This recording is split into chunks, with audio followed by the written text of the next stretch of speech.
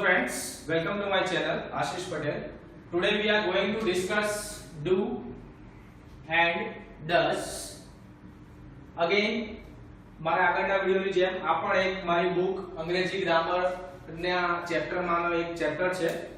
do does એ ઘણું basic chapter છે અને ધોરણ 5 થી લગભગ બધાને ઉપયોગી સાબિત થાય છે. પ્રાઇમરી લેવલ પર આનો ઉપયોગ વધારે થાય છે. નોર્મલ કોમ્યુનિકેશન ની અંદર પણ do અને does એટલા જ જરૂરી છે. વિદ્યાર્થીઓને do અને does છે એવી ખબર હોય છે પણ એનો મતલબ શું હોય છે એ ખબર હોતી નથી. do અને does નો મતલબ થાય છે સહાયકારક ક્રિયાપદો.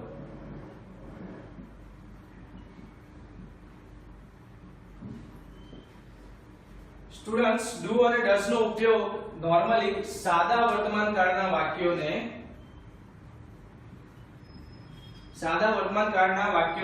નકાર અથવા તો પ્રશ્નાર્થ બનાવવા માટે થાય છે.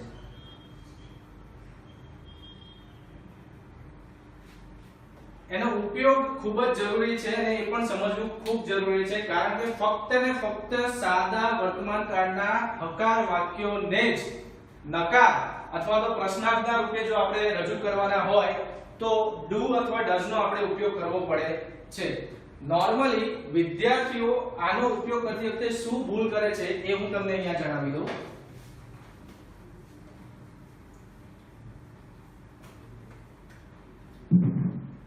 વાક્ય છે I go to school every day.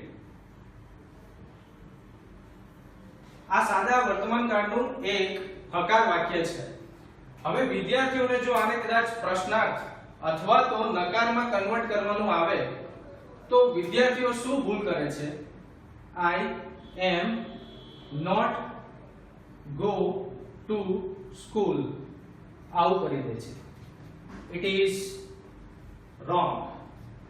આ વાક્યને નકાર અથવા તો પ્રશ્નાર્થમાં ફેરવવું હોય તો do અથવા તો does નો આપણે ઉપયોગ કરવો પડે છે. અલગ અલગ કર્તા સાથે do અને does અલગ અલગ રીતે વપરાય છે જે હું તમને અહીંયા જણાવી દઉં.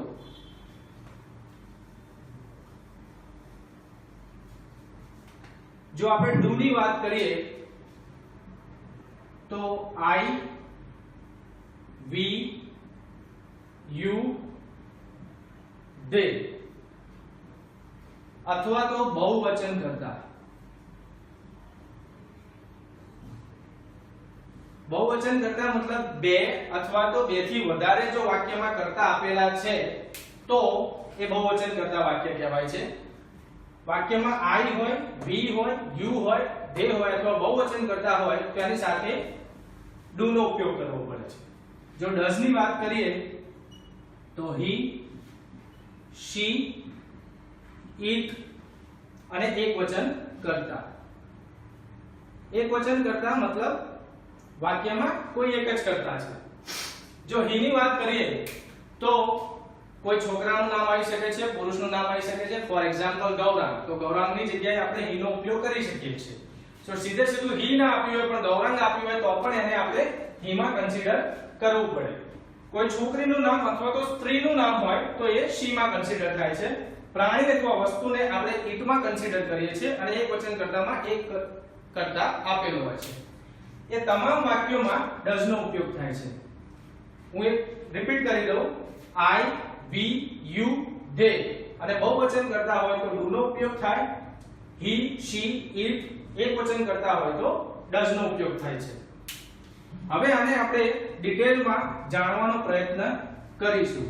વિદ્યાર્થીઓ, do અને does નો ઉપયોગ કરવા માટે તમને અહીંયા હું એક માસ્ટર કી આપી દઉં. ખાસ ધ્યાન એ રાખવાનું છે કે આવું કોઈ કી તમને કોઈ બુકમાં જોવા મળશે ને. આ આપણી સમજણ માટે જ છે. જે વાક્યમાં એમિઝા,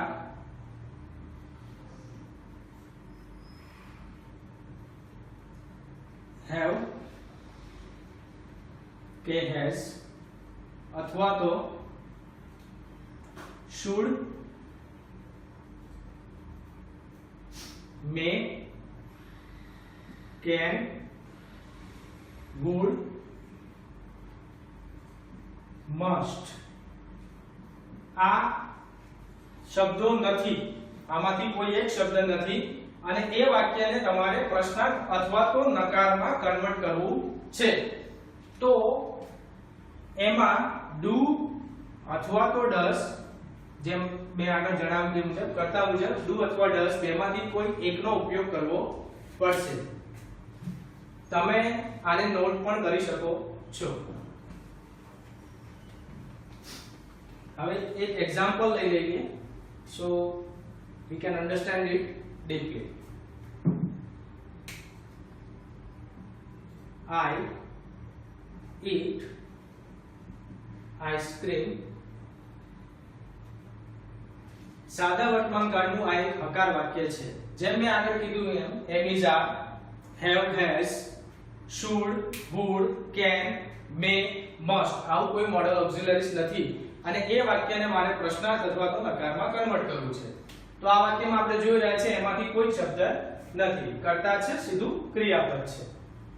તો આને મોટા ભાગે વિદ્યાર્થીઓ એવું કરી નાખશે I am not eat ice cream, જે સાચું નથી.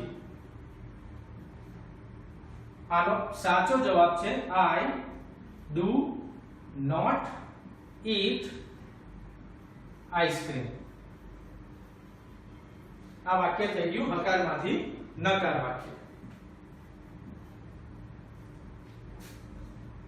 હવે આ જ વાક્યને જો પ્રશ્નાર્થમાં કન્વર્ટ કરવાનું હોય તો શું થાય? આ do આગળ આવી જાય. Do I eat ice cream? સમજવાની વસ્તુ એ છે કે મોટાભાગના વિદ્યાર્થીઓ અથવા તો જે અંગ્રેજીનો ઉપયોગ કરે છે કમ્યુનિકેશન માટે તે સાદા વર્તમાનકાળના આવા તમામ વાક્યોમાં કર્તા પ્રમાણે પાછળ am is, are, have, has, had અથવા તો કોઈને કોઈ મોડલ ઓક્ઝિલરીઝનો ઉપયોગ કરીને એની પાછળ નોટ મૂકીને એને નકાર બનાવી દે છે, which is wrong. આની સાચી પદ્ધતિ આ છે. one more example.